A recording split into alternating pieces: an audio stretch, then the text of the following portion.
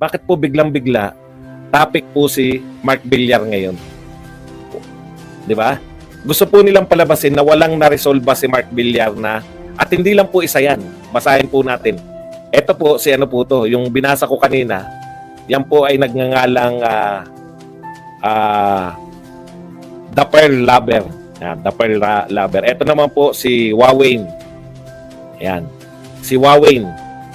Budol ka, Mark Villar. Ayan o, wag mong gaguhin ng tao by 2022. Hindi ka lang budol, credit grabber ka pa. Ano raw yung sinabi ni Mark Villar noon? By 2022, Metro Manila traffic will never be the same. Every city in Metro Manila will be connected within a 20 to 30 minute time frame, Mark Villar. Okay. Ano pa po? Bruce Willis Rebillame. Kumusta kaya itong damo na si Mark Villar na palpak na DPWH Secretary? Wala pong meron po ba nangyari ngayon kay Mark Villar na pulmalpak? Bakit? Ngayon po nila sinasabi to, January. Okay. Nung si Mark Villar po ang secretary ng DPWH, panay po puri natin kasi maya't maya may mga binubuk sa mga highway, no? Pero ngayong panahon na ni Marcos, tinitira nila si Villar. Okay, asan pa? Natupad ba ni Mark ito naman si Levy Wong. Natupad ba ni Mark Villar yung pangako niya by 2022 na hindi na traffic sa EDSA? Oops! Mark Villar left the group. Yan. Ito pa, Mac B. Lemos. Politikong-politiko dating ni Mark Villar sa simula nangangako, pag sumablay may handang palusot. Mark Villar left the group, sabi naman ni Zambi.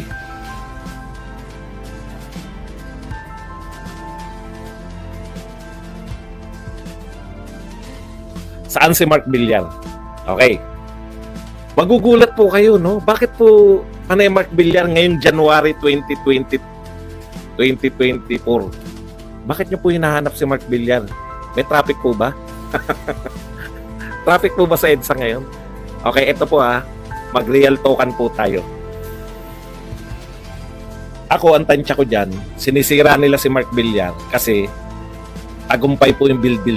Hindi nyo po masisiraan ng tokis si Mark Villar. Sinisira po nila lahat Build. Malalaking proyekto. Malalaking proyekto po. Siniraan po nila yung pakikipagkaibigan ni Pangulong Duterte. Berinan po ang mga Duterte na pro-China. Wala po ako nakikitang masama. Wala po ako nakikita na isinuko ni Pangulong Duterte kapiraso 1 inch ng ating teritoryo. Wala po nakuha ang China nung panahon ni Pangulong Duterte. So kung totoong pro-China si Pangulong Duterte, dapat napamigay na niya. Baliktad niya kung sino po yung mga karugtong po yan, nakarugtong po yan dito sa build na pinagmamalaki nating lahat. Kada meron silang, di ba? Bakit ngayon lang? Okay, yan nga yung question di ba? Bakit ngayon nyo lang tinitira si Mark Villar? Kasi nga, kung bakit ngayon lang nila tinitira si Mark Villar, gusto nilang i-project na palpak yung build. Ito pong sinasabi nila sa EDSA, real talk po, wala naman sinabi na mawawalan ng traffic sa EDSA. Ang linaw po na kinukote nila. The EDSA decongestion program is in full swing. Ang sabi ni Mark Villar, by 2022, every city in Metro Manila will only be 20 to 30 minutes away. Ano po yung proyekto ni Pangulong Duterte? EDSA po ba? Hindi. Doon mismo sa pinapakita nila na sinabi ni Mark Villar, EDSA decongestion. Ano po ibig sabihin ng EDSA decongestion? Hindi na padadaanin sa EDSA yung mga kalsada. Dati kasi, kalsada, mga sasakyan. Dati EDSA lang po ang dinadaanan. Parang galing ka sa norte, pupunta ka sa mga Cavite, Batangas, etc. Dadaan ka lang sa EDSA. North Superhighway, papunta. Nagkatotoo po yan. Kami po hindi na dumadaan sa EDSA. Nakakarating po kami pagpupunta po kami ng Tagaytay mula po rito sa Bulacan. Ang project, EDSA decongestion. Hindi EDSA mawawalan ng traffic sa EDSA. Traffic pa rin sa EDSA pero meron ka ng alternative way. Kung ayaw mong matraffic, pwede kang hindi dumaan sa EDSA. Yan yung mga skyway. Yan yung pinag-connect-connecta yung north and south. Hindi nyo po masisiraan ang mga tauhan ni Pangulong Duterte ng tokis-tokis lang dahil ang mga proyekto ni Pangulong Duterte sa Build ay totoo. Bakit nyo po sinisiraan? Bakit parang dilawan kayo? Alam ko na kung saan patungo yan. Kaya ganyang estilo. Dahil hindi nyo kayang tapatan. Hindi nyo na ituloy yung build. Sisiraan nyo na lang. Tama yun. May mali siya. Bakit ngayon nyo lang tinitira? Samantala nung binuksan po yung Skyway, saksi po kayo. Naka-live po ako nung dumadaan sa Skyway. Yung sinasabi ni Villar na minuto, nagkatotoo po yun. Hindi ka dadaan sa EDSA. Ang bobo naman ng mga to. Hindi po sinabi na mawawalan ng traffic sa EDSA. Ano po ba ibig sabihin ng EDSA decongestion? Tatanggalan ng magkakaroon ng mga alternative ways, hindi na lang po EDSA ngayon. Kayo po magpapatunay yung mga nakadaan sa EDSA, sa Skyway. Ako po, nako, hindi nyo ako maluloko. Ibang-iba po yung daanan namin ngayon.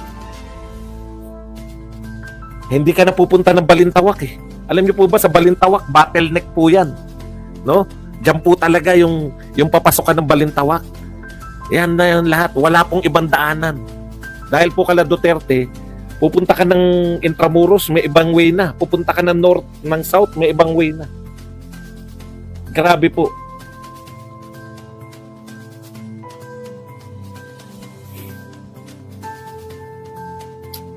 Napakaganda po ng proyekto ni Pangulong Duterte na build. Huwag niyo pong siraan. Wala pong maniniwala sa inyo. Grabe oh. Nagtaka ko 8 hours ago. Binugbog tayo ng Villar. Ano ba nangyari kay Villar? Nagmalaki ba siya? Kinakailangan po nilang siraan yung build. Kasi hindi po nila mapapantayan.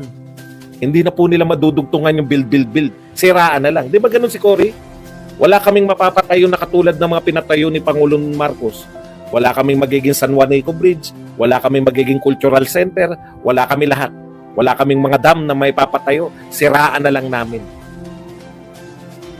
Parang awa nyo naman, no? Walang sinisira ninyo, hindi si Pangulong Duterte.